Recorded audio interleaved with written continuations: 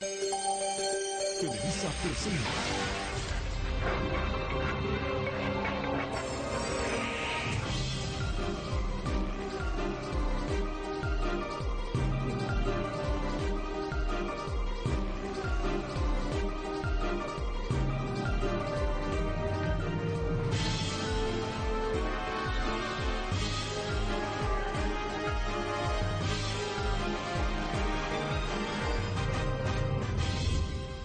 Muy buenas noches, esta es una edición especial de Tercer Grado y hoy me acompañan Víctor Trujillo, Adela Micha, buenas noches, Carlos Oret de Mola, Ciro Gómez Leiva, Joaquín López Dóriga, Carlos Marín Doctor.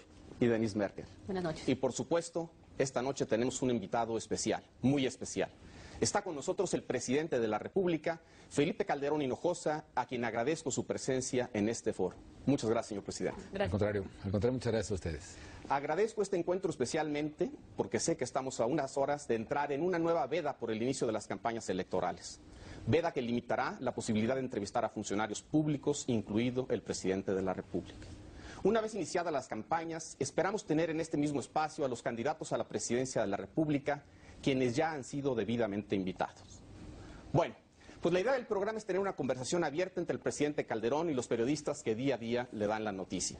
Una conversación en la que me gustaría que pudiéramos abordar una amplia variedad de temas en el ámbito de la política, el gobierno, las políticas públicas e incluso, si nos permite, algunas de carácter personal. El tema de la inseguridad, presidente, y la lucha contra el crimen. Déjeme preguntarle por un personaje porque creo que en el recuento de este gobierno, en su biografía, va a ser un nombre que va a estar muy ligado al de usted, Genaro García Luna. En una evaluación de 1 a 10 como secretario de Seguridad Pública, ¿cuánto le pondría a Genaro García Luna? Yo creo que yo la verdad no me gusta yo calificar con números a los colaboradores, pero ha sido un muy buen colaborador y por eso es secretario de Seguridad Pública. Y honestamente, la transformación que ha hecho el gobierno federal, por ejemplo con la Policía Federal, sí es, como decía Víctor, sí es uno de los legados que voy a dejar. Voy a dejar una policía moderna, eficiente y que no había y que la necesita el país. ¿Completamente satisfecho con Genaro? También en eso, Ciro, yo trato de evitar la palabra satisfecho. Tú no puedes estar satisfecho en un país con tantas necesidades, pero sí tengo lo que los viejos filósofos decían ante una situación de preocupación por el Estado social, la tranquilidad que te da la conciencia de actuar conforme a lo que es debido, ¿no? Muchos presidentes piensan que cuando termine su sexenio, con estas decenas de miles de muertos que ha dejado el tema del crimen organizado, le viene un proceso muy complicado a nivel internacional, la Corte Internacional de Justicia, la Haya. ¿Teme usted que vaya a tener que pasar a comparecer ahí ante las Cortes Penales Internacionales y en ese sentido se va a quedar a vivir en México cuando termine su gestión? Pues no es en ese sentido, pero son dos cosas distintas, pero las contesto las dos con mucho gusto. Por supuesto que no temo, al contrario, hemos actuado conforme a la ley y yo como presidente no solo he respetado los derechos humanos, he promovido, o si tú quieres, en mi gobierno se ha promovido la mayor ampliación en derechos humanos en la historia moderna de México. La reforma en materia penal para establecer los procesos orales en lugar de los inquisitoriales, que es una reforma trascendental en materia de libertad de las personas. La ampliación de derechos humanos por las cuales todo derecho humano, no solo el consagrado en la Constitución, sino en cualquier tratado que México suscriba, debe ser un derecho respetado. La reforma en materia de amparo, que hace por primera vez una vieja demanda de los abogados, que el amparo no solo proteja a quien lo interpone, sino establezca el principio erga omnes, que es a cualquier persona que esté en la misma situación. La reforma que yo mismo propuse a la ley migratoria, para despenalizar la migración, para darle derechos a los migrantes, aunque sean los migrantes en tránsito, lo cual en serio constituye la mayor ampliación de derechos que había. Entonces de eso no hay, al contrario, el menor temor. Y en lo otro, la verdad, lo que sí he tenido, pues sí ha sido muchas amenazas, algunas más serias que otras, pero también, la verdad, la labor del Estado Mayor Presidencial, a quien les agradezco enormemente que me hayan permitido trabajar a fondo y a plenitud en estos años, es una labor extraordinaria y desde luego va a proteger a mí y a mi familia como usted estableció una normatividad. Permíteme, Denise. No, presidente, lo hablábamos en una entrevista no hace mucho tiempo en donde yo le preguntaba sobre el comportamiento del Estado frente al crimen organizado y a los sospechosos de ser parte del crimen organizado. Y usted me decía, hay que actuar según la ley, porque eso es lo único que le garantiza al Estado la superioridad moral. Yo le preguntaría si a lo largo de estos 6 años, bajo la presión que debe implicar el tener resultados y la presión además entendible de comunidades enteras asoladas por el crimen organizado, si no fue progresivamente dejándose de lado el tema de la exigencia de los procedimientos, de las evidencias y demás, en favor de algo más expedito, en donde acabamos un poco con detenidos porque parecen narcos, porque murieron como narcos, porque se viven como narcos, un juicio a priori de quién es malo en esta urgencia que yo creo. La semana pasada mucho se comentó su discurso de Veracruz, donde decía sí a la ley, pero la justicia, y le respondió incluso el presidente de la Suprema Corte de Justicia diciendo no, la ley siempre, siempre el procedimiento, siempre. Pero cuidado, Denise, yo no dije sí a la ley, pero, Bueno, era punto y luego sí empezaba a la ley con pero. Y además la justicia. Todos estamos obligados a cumplir la ley, todos, el Ejecutivo, el Legislativo y el Judicial, los ciudadanos. El Ejecutivo está obligado a cumplir la ley y además a administrar la cosa pública, a aplicar las leyes. Que el Judicial está obligado a cumplir la ley, el Legislativo está obligado a cumplir la ley y además a mejorarla conforme a las necesidades de una ciudad. Y el Judicial también está obligado a cumplir la ley y además a dar justicia. No es pero, no es la ley o la justicia, es cumplir la ley y además dar la justicia. Y eso es lo que a veces no se entiende en México. Porque a veces en el derecho penal se busca cumplir la ley, sí, pero verdaderamente cerrando los ojos, como si la imagen de la justicia fuera una mujer vendada que no ve la justicia. No, ella ve por igual, imparcialmente, pero por supuesto que busca la justicia. Y eso es lo que debemos buscar en los procesos judiciales en México. Estamos cometiendo un error si creemos que el papel del juzgador se limita a aplicar la ley. Es aplicar la ley y además hacer justicia, porque te voy a decir, como abogado, que hay elementos de la ley que requieren una interpretación. ¿Sí? Y esa interpretación es acorde a los principios del derecho. Y el primer principio del derecho, válgame la redundancia, es la justicia. Tienes que interpretar conforme a justicia. Ahí es nuestro debate, porque de una interpretación tú puedes decir, esto da para sacar a alguien y esto da Pienso Pero, inevitablemente. Y voy al otro tema. Evidentemente sí ha habido abusos, por desgracia, en policías, en fuerzas federales, fuerzas armadas. No han sido, sin embargo, Denise, no han sido regla, ni con mucho han sido una verdadera excepción. Simplemente, si consideramos el número de detenidos que ha habido por fuerzas federales, ponle que la gran mayoría han sido narcomenudistas que llegan al Ministerio Público y salen. La gran mayoría ha pasado así. Estamos hablando de más o menos, 150,000. Y de los cuales los casos señalados, por ejemplo, por Human Rights, etcétera, aunque hacen una relatoría, hablan de 60, pero en realidad los casos específicos que señalan en su reporte son más o menos una veintena. Y en todos los casos, Denise, tenemos el firme compromiso de investigarlos y de castigarlos. Hay muchos soldados, desde el que está en un retén y disparó porque alguien no se detuvo, hasta otro, los que cometieron abusos con alto rango, que están detenidos y están procesados por eso. Como los hay también policías, el director de la Policía Federal está en la cárcel, el ex subprocurador, en fin. Vic. Muchos cuestionamos en su momento, presidente, que se haya empezado la guerra que después fue la lucha contra el crimen sin antes haber limpiado la casa, porque se empezaba una guerra y uno sabía que muchas de las instituciones estaban infiltradas. ¿Hasta dónde encontraron infiltraciones en las instituciones? ¿Llegó esto a los mandos medios nada más? O sea, después de tantas décadas de estar recibiendo cuotas por todos lados, ¿hasta dónde estaba la infiltración cuando ustedes empezaron la guerra que se volvió la lucha contra el crimen? Comienzo con la pregunta específica, Víctor. Incluso al director de la Policía Federal, que por supuesto que procesamos y está en la cárcel ahora.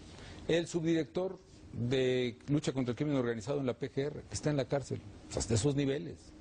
Y a nivel local y a nivel municipal, bueno, una cosa enorme. Ahora, hay generales en la cárcel. En primer lugar, este esfuerzo por la seguridad de los mexicanos, que eso es, y así le hemos llamado, es precisamente un esfuerzo que se hace con los elementos que tiene el Estado, que no son menores, ¿eh? Esto de que empezamos sin tener lo necesario, eso es ridículo. Piedras, dijo usted, si hubiera. No, Si no tuviera eso, hasta con piedras lo haría, Víctor, porque estoy convencido de que el papel de un gobernante no es hacerte tonto y a ver, espérate tantito a que arregle las cosas. Eso es ridículo, con lo que tengas tienes que defender a los ciudadanos y no es poca cosa, tener el ejército no es poca cosa. Es un ejército disciplinado, es un ejército patriota, es un ejército fundamentalmente limpio y es un ejército que ha actuado verdaderamente al servicio de los ciudadanos. Y la Marina, y la propia Policía Federal, que no existía pero que creamos, todo eso francamente es una fuerza mucho más poderosa que los delincuentes y con eso les estamos dando muy duro y hemos atrapado a 22 de los 37 más buscados, a casi 200 cabecillas regionales. Mira, tan solo el decomiso, ya no digamos de coches, que ya no sé cuánto, de aviones, 600 aviones les hemos decomisado.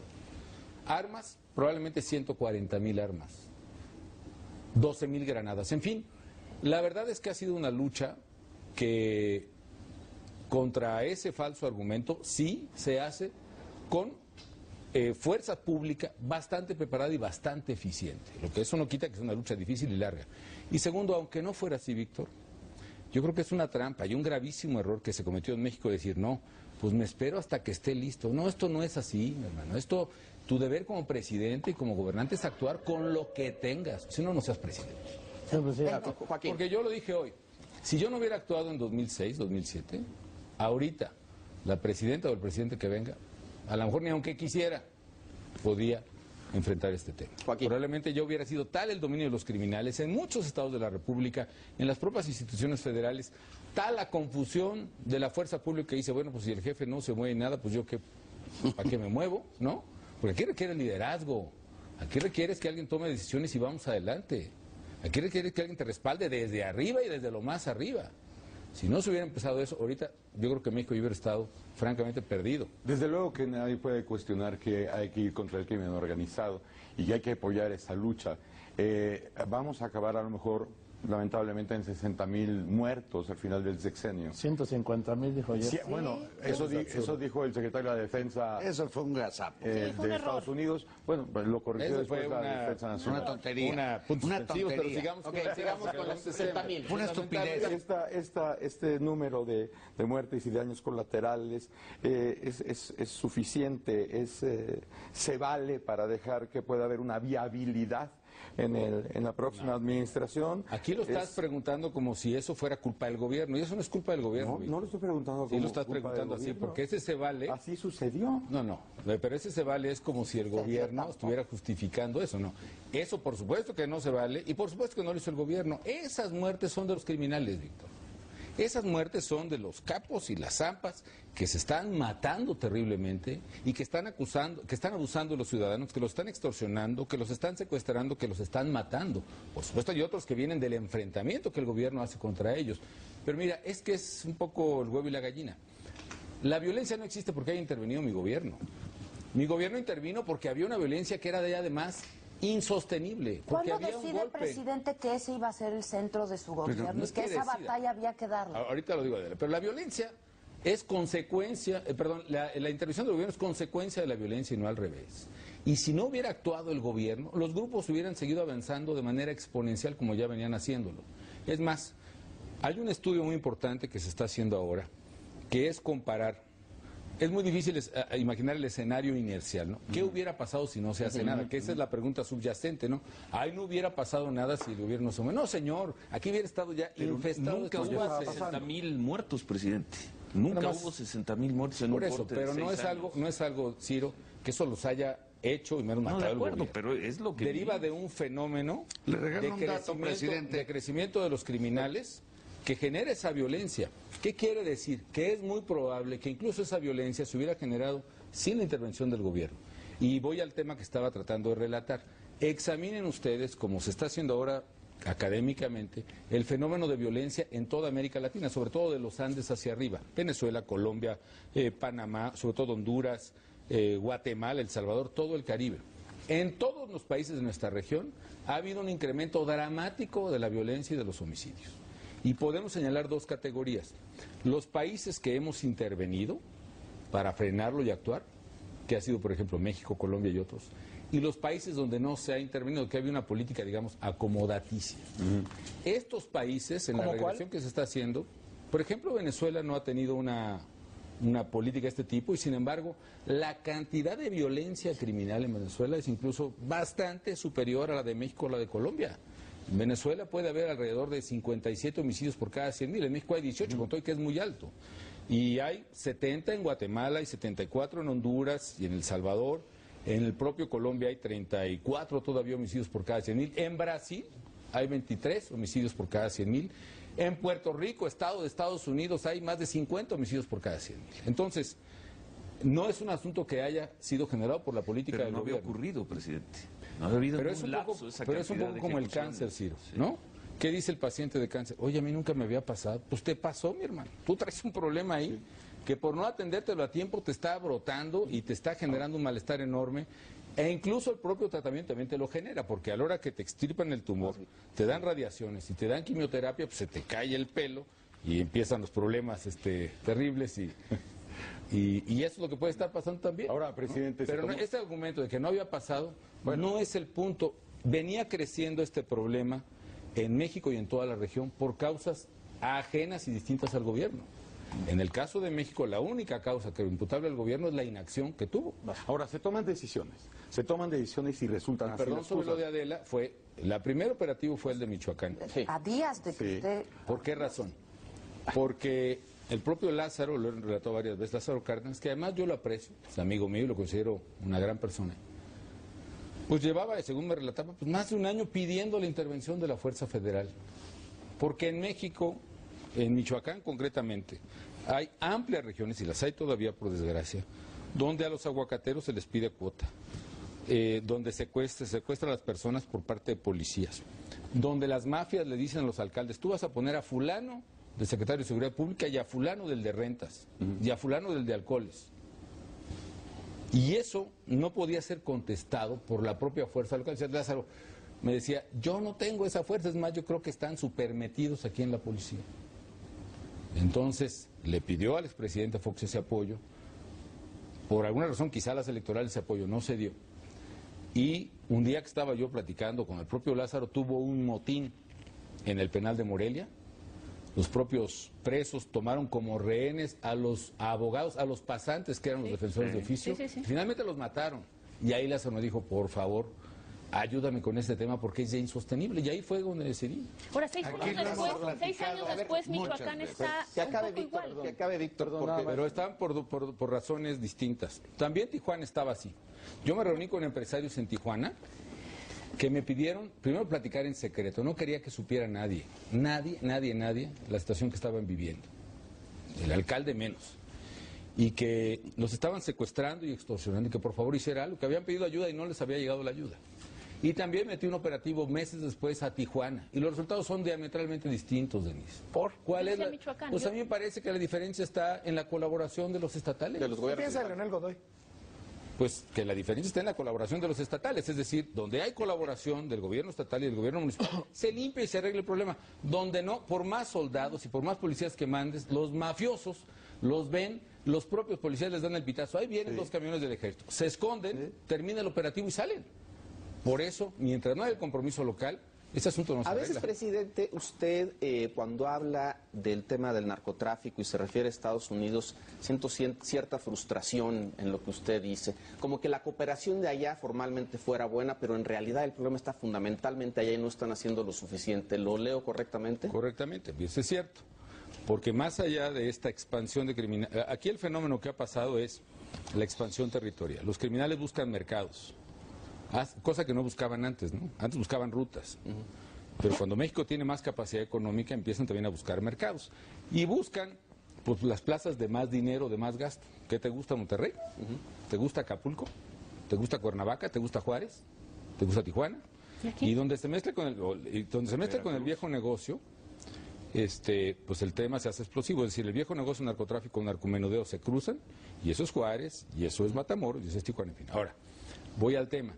Independientemente de que el crimen organizado, como se define académicamente, busca apoderarse de la renta, lícita o ilícita, de una comunidad, es decir, la renta del que roba coches, pero también del ganadero y del aguacatero. La renta más importante de los criminales sigue siendo la venta de droga a Estados Unidos. Ese es el gran negocio. Y la única manera de que podamos vencer totalmente al crimen organizado es cortando el flujo de dinero de Estados Unidos hacia México. Y los americanos no están cooperando en eso. No reducen la demanda y no tienen mayores avances en temas de lavado de dinero y tampoco frenan las armas. Este es otro factor nuevo. En 2005 expiró la Assault Weapons Ban, la ley que en Estados Unidos prohibía la venta de armas, y al expirar puso una disposición enorme de armas. Tú examina en cualquier país, después de la guerrilla del Salvador, después de las guerras civiles de África, después de los movimientos en Europa del Este y la guerra de Bosnia, lo que hay es una gran disponibilidad de armas y viene un pico de homicidios. Es decir, ese es otro factor estructural que hay que analizar y que Estados Unidos lo podía parar y francamente no lo quiere parar. A lo mejor también lo que indigna un poco es esta vecindad que tenemos, porque sí tenemos nuestros propios infiernos y nuestras propias lacras y nuestras propias broncas, ¿no? Eso ya está más que evidente, nos queda bastante claro. Pero en Estados Unidos me parece que entra la droga en San Diego y corre por todo Estados Unidos, que es hasta una delicia, una maravilla. No hay muertos, no hay heridos, todos los grandes consumidores se solazan de la droga y parece que nosotros estamos haciendo un trabajo de cuerpeo, de poner la sangre, de poner la ficción, de poner la violencia, cuando ellos verdaderamente, bueno, ya hay 16 estados donde se está sembrando marihuana oficialmente, ¿no? Así es, bueno, eso es parte del esfuerzo que falta de Estados Unidos, pero también hay otra cosa, Víctor. Mientras más débil es una institución pública de cumplimiento de la ley, hay más presencia criminal y hay más violencia. Sí. Y creo que esa es la gran diferencia entre Estados Unidos y México. Es decir, la fortaleza institucional de allá, construida a lo largo de muchos años, hace precisamente que no salten al campo público y que no desafíen a la autoridad. Los tienen controlados. Puede ser. Pero más que controlados es que no desafían a la autoridad porque inhibidos, pues, no se meten contra zona a las patadas. Aquí, en cambio, vas a un municipio, a Mante y a muchísimos, en fin, no digo nombres para no ofender a nadie, pero por supuesto que se comen a las autoridades, a la buena o a la mala, con la plata o con el plomo. Tenemos para cumplir con la ley y el IFE nada más un par de minutos. Vas con la última pregunta sobre este tema, Carlos Marín. Una de las mayores críticas que yo he leído o visto, digamos en abstracto y en general, a su estrategia de combate a lo que yo le llamo más bien la narcoviolencia, es que debe cambiar de estrategia. Bueno, ciertamente no hay una propuesta específica que diga cómo cambiarla, pero yo le pregunto a usted, ¿no ha considerado la posibilidad, tomando en cuenta lo que dice Víctor, de abiertamente declarar una vía franca de tránsito, tráfico, trasiego de drogas hacia Estados Unidos y que cada quien cuide su casa y que México se responsabilice de que no entre armas o no entre no sé qué, pero ¿qué caso tiene que México pague esto de que no entre droga allá?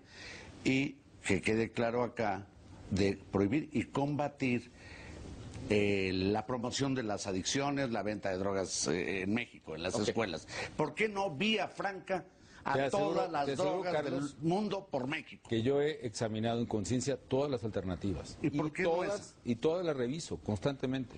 Un día le dije a los americanos, fue muy sencillo, compañeros, para resolver el tema, hagan un puerto libre en Estados Unidos, ya déjenos en paz aquí. Porque efectivamente, la ruta, por ejemplo, de la cocaína, es una ruta que está destrozando a todos los países en la región. Por eso digo que no es un asunto de México. Hay que ver que esta violencia homicida se ha disparado en toda la región en los últimos 10 años. Segundo, lo he dicho públicamente, lo dije en Estados Unidos, lo dije en las Naciones Unidas. Ustedes, señores, tienen mucha responsabilidad en esto. Este es problema de ustedes. Y o reducen el consumo. Y si no quieren reducir el consumo, o no pueden, o insisto, no quieren, porque culturalmente los mejores artistas y las artistas más guapas se dan unos pases de marihuana. Pues ya no detengan acá los trailers. Entonces les digo, si no quieren eso, respeto, pero quiten el dinero. Y para ello, busquen todos los mecanismos éticamente viables, incluidos mecanismos de mercado para parar eso. Ahora, ese no es el asunto de México en este caso, es decir, otra vez, mi tema no es la droga en sí mismo. Mi tema es que estos señores, con el poder que tienen, se han apoderado de las comunidades. Es decir, a mí me preocupa el muchacho que le están dando crack a los 14 años. Sí me preocupa mucho y mi deber es defender lo que no pase. Pero también me preocupa el señor que lo están extorsionando, a la señora que a su hijo le mocharon un dedo, a la mamá que a su hijo se lo llevaron los criminales porque creyeron que era de los otros o era y lo desaparecieron. Eso es lo que está envenenando a México. Eso, más que la droga en sí mismo, eso es lo que me preocupa y eso es lo que me obliga a mí a ir a defender a esa señora. Y si la policía de su municipio no coopera con la señora, yo voy a cooperar con ella. Y si el gobierno del Estado no quiere jalar con la señora, yo voy a jalar con ella. Y eso no puede simplemente como presidente decir, bueno, pues es problema ya del gobernador. Señor presidente, lo voy a tener que interrumpir, hacemos un corte y regresamos, si me permite. Gracias. Si no, voy a pelar. Quedó una pregunta por aquí abierta, presidente. ¿Va a seguir viviendo en México? Pues es a lo más partir del 2 probable. de diciembre, ¿sí? Es lo más probable. ¿Y haciendo qué, señor presidente? Pues hombre, fundamentalmente trabajando, porque... Sí, pero ¿de qué? ¿En qué capacidad? Es decir, el resto Cedillo se va al mundo académico, se puede participar en organismos internacionales fuera o dentro de México, Primero, el ejercicio de la abogacía. Regresar al PAN. Un centro Calderón. Pues no está mala idea, ¿eh? De tomar sugerencias. No, sí quiero hacer varias de esas cosas. Por ejemplo, quiero escribir. Quiero escribir, porque tengo un montón de cosas que platicar, ¿no? Quiero leer mis libros porque los recibo y los acumulo y lo único que reviso son análisis, temas, en fin. ¿Cuáles son los 3 que han marcado su vida? Los textos de Ciro Gómez Leiva, de Joaquín López Dóriga y de Denise Memorias del PAN de mi papá. Y Cubo 88 de él también. Quizá de Jan Meyer, La Cristiada. La debió leer antes. Y de Chavo, El Lobo Estepario, de Germán Gess. ¿Repetirla o la tenía pendiente? No, esos no, tengo otros que, en fin. Pero bueno, vuelvo al quiere, tema. quiere leer, Entonces, escribir, ¿qué más? Y luego, quiero trabajar, yo como me veo, yo creo que los próximos, voy a cumplir 50 este año. Entonces los próximos 10, 15 años de mi vida pienso que serán los últimos productivos que voy a tener, o muy fuertemente productivos, eso quiero. Entonces quiero dejarle un patrimonio a mis hijos. ¿No lo tiene? Tengo un patrimonio, pero no suficiente para garantizarles pues tranquilidad después de todo lo que yo creo que van a tener una vida complicada en el futuro. Las taquerías dejan. Las taquerías. Puede ser. No, pero no me he probado en esos negocios, en fin. Entonces, quizá ponga, cuidando todos los problemas de conflicto de interés, alguna consultoría. Puede ser en temas de asesoría legal, finalmente soy abogado. Puede ser en temas de asesoría económica, es una materia que me gusta también, tengo una maestría en eso. Puede ser también de consultoría pública, políticas públicas, que yo creo que es mi fascinación. Tengo algunas invitaciones de universidades fuera, tengo algunas invitaciones, por ejemplo, para trabajar en los proyectos ambientales que yo propuse, por ejemplo, el Fondo Verde. En fin, en el propio foro de Davos, por ejemplo, me han invitado al Consejo. Yo creo que habrá mucho que hacer. Mucho que hacer. Presidente, ¿se ha sentido en algún sentido incomprendido? Me llamó la atención el discurso de la semana pasada en el aniversario luctuoso de Benito Juárez, que en algún momento pinta a un Juárez cuando está en medio de la mezquindad general, de la envidia y la incomprensión. Son las 3 palabras que utilizó. Esas frases de Juárez son sensacionales, ¿no? Y sentí que lo decía con enjundia. Entonces me Pues pregunto... sí me identifico, yo creo que sin la dramática situación que el Benemérito de las Américas vivió, pero sí en el poder público uno de los casos, una de las cosas más complejas es la incomprensión, ¿no? Tú quisieras que todo el mundo pudiera entender las razones de lo que haces. ¿Y mezquindad? ¿Has sentido una mezquindad general? Claro. No general, pero que la hay. En política en México, como bien decía Carlos Castillo, en paz descanse, ninguna cosa buena que hagas quedará impune, ¿no? ¿Le preocupa Hay el juicio cosas buenas moral? que hemos hecho, ¿Le preocupa el juicio moral? Ya decía que el No, por supuesto. penal no, pero el juicio Por supuesto, moral... y el juicio ético, es decir, en la medida que Exacto. tú sigues o te apartas de las cosas en las que crees, eso me preocupa mucho. Ahora déjame ir a este punto de la mezquindad o la ingratitud. En México, si tú observas, está la polarización política, que nadie reconoce los méritos del adversario, y a lo mejor me incluyo. Y yo creo que en este gobierno hemos hecho muchas cosas buenas, Denise, muchísimas. Incluso en la opinión pública hemos hecho cosas buenas. Por ejemplo, 2 cosas. El premio que me dieron en Davos de estadista mundial, que la verdad es un gran reconocimiento, no a mí, sino a que en México hemos remado contra la corriente y nuestra economía ahorita es ejemplar en muchas cosas. O bien el premio que me dio Pachauri, el Premio Nobel de la Paz, presidente del panel intergubernamental de cambio climático, por la lucha que hemos hecho desde la presidencia de México a favor de los temas ambientales. Es un premio muy importante. ¿Sabes cuál fue la nota de uno de los principales periódicos del país? La nota fue que estaba inaugurando una casa en Obra Negra. No era cierto. La casa estaba terminada, con computadoras, con muebles, con teléfonos, con personal. Trabajando ahí en una casa ciertamente vieja, porque yo he prohibido que se compren nuevos inmuebles para el gobierno. Una casa que era de Conafor hace muchos años, se rehabilitó y está funcionando. Pero esa fue la nota. No fue un premio que México también merece, que me lo entregaban no uno sino dos premios Nobel, porque estaba Pachauri y estaba Mario Molina, y que era un centro de desarrollo ambiental el que fundábamos, financiado por el gobierno de Japón, de Dinamarca, por la confianza que nos tienen a México. Entonces, si dices, por lo menos incomprensión hay. Presidente, usted... Señor presidente, usted va a terminar siendo muy joven la presidencia. Ya, no tanto, tendrá la muchas gracias. oportunidad, si la salud lo beneficia, de leer incluso libros históricos sobre usted, que se escriba 25 años después. ¿Qué cree que va a ser el tema central porque se va a recordar su gobierno? Bueno, ¿Cuál espero también escribir mi propio libro. Por eso. Si no Pero yo digo, el juicio histórico, colóquese en 25 años. ¿Cuál cree que va a ser el tema por el que se le va a recordar a usted? Evidentemente, el tema dominante ha sido el tema de seguridad. Y eso va a ser el tema, pienso que va a ser un referente. ¿Por cuál le gustaría ser recordado? Yo ahorita me refiero a este. A mí me gustaría obviamente ser recordado por los temas que creo que hemos hecho mucho. Este es el sexenio de la salud. Es el sexenio en que en estos 5 años, 3 meses, hemos asegurado o dado un seguro médico a más mexicanos que a todos los que se les dio seguro médico en el siglo XX. También es el de la infraestructura. Yo he invertido en carretera, hemos construido o reconstruido más kilómetros de carretera que los 2 sexenios anteriores juntos y más que cualquier sexenio. Y lo mismo la inversión ferroviaria ha sido más del doble que los 2 sexenios anteriores juntos. Y lo mismo la inversión en puertos. La inversión en Pemex ha sido 2 veces más que los 2 sexenios anteriores, en fin. Adela quiere hacer una pregunta. Por cierto, Joaquín Sabina decía que la política es un asunto demasiado serio como para dejárselo a los políticos solamente. Y yo le quiero preguntar, ¿cómo luego de estos años, el poder, el ejercicio del poder, el haber estado en Los Pinos, cómo ha cambiado a su familia, su relación con su familia, sus hijos? Hablaba usted de sus hijos, también su esposa, que además ha tenido un papel fundamental en todos estos años. Hoy que habló de ellos estaba bien emocionado, se le veía que... Pues sí, porque han sido unos chavos excepcionales, ¿no? Muy lindos, mis hijos. Y ha sido también duro para ellos, ¿no? ¿Por qué razón? Porque desde que entramos con Margarita, y yo decía, bueno, Margarita le decía, mira, tu papá se lo vamos a prestar a México 6 años. Entonces a lo mejor no va a ir a muchas cosas de la escuela. Por cierto, he tratado de ir a todas de la escuela. En fin. Y también los preparamos para decirle con mucho cuidado, porque una mujer que nos ayuda mucho, una psicóloga maravillosa, Julia, pues nos ayudó a decirle este día, mira, a tu papá le van a poner una banda. Y empezó a narrar un cuento a los niños cuando estaban chiquitos. La banda es como algo muy poderoso y hace que la gente se sienta inmortal y se sienta, etcétera, ¿no?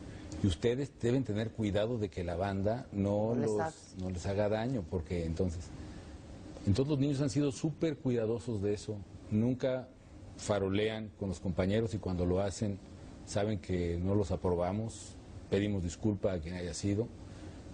Cuidan y respetan a la gente que los cuida. Les hemos enseñado que los elementos del Estado Mayor no son sirvientes, no son empleados, son gente que está cumpliendo un deber social para México, que ellos deben obedecer a los del Estado Mayor y no al revés.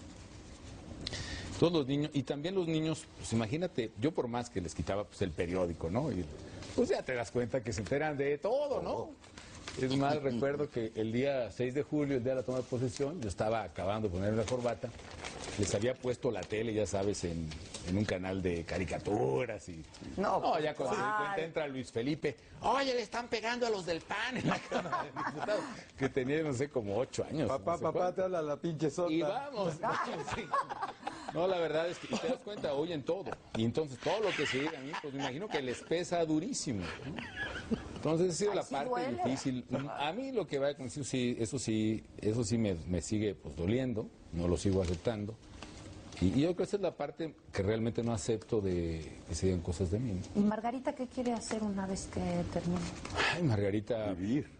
Yo creo que tiene una carrera pública formidable por delante, si la quiere hacer.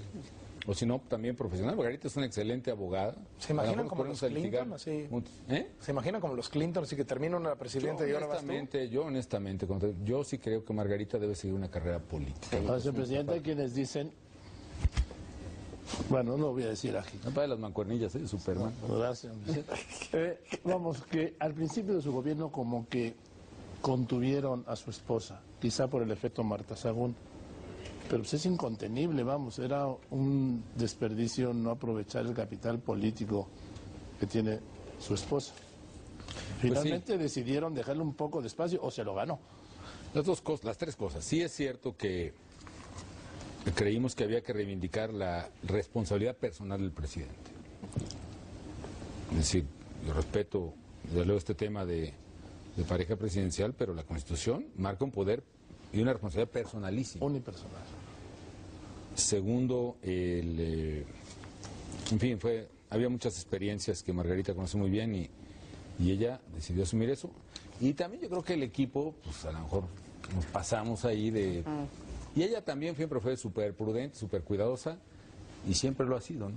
Pero Margarita tiene un carisma y es una belleza intelectual y espiritual y personal además. Presidente, dirían en la calle, la neta, ¿se imagina usted dentro de 6 años y medio convertido en caballero consorte de la presidenta Margarita? Pues no es que me imagine, pero pues no lo descarto. Y lo que sí es que pues yo trataría de ayudarla como me ha ayudado ella, ¿no? Yo creo que Margarita ha sido un factor clave para mí, en mi carrera política, en mi presidencia y desde luego en mi vida. Yo sí me siento muy afortunado de estar casado. ¿Ella le tira línea o usted a ella? Nos respetamos mucho. Pero ahorita le tiró línea a ella. Sí, ella le ha tirado línea para gobernar. Señor presidente, yo creo que difícilmente usted le podría ayudar a Margarita lo que ella le ha ayudado a usted. No, imposible, francamente imposible. Así que yo me voy a dedicar a lo que hemos platicado, a trabajar. A leer mucho. Señor presidente, le agradecemos sinceramente el que haya aceptado esta invitación a participar aquí en Tercer Grado. Agradezco a cada uno de mis compañeros, compañeras que hayan estado aquí. En realidad ha sido una experiencia singular que repetiremos, como decía, con los candidatos a la presidencia cuando la ley lo permita. Y nosotros regresaremos a este programa hasta dentro de 2 semanas. Viene la Semana Santa y Semana de Pascua, así es que nos vemos hasta entonces. Muchas gracias.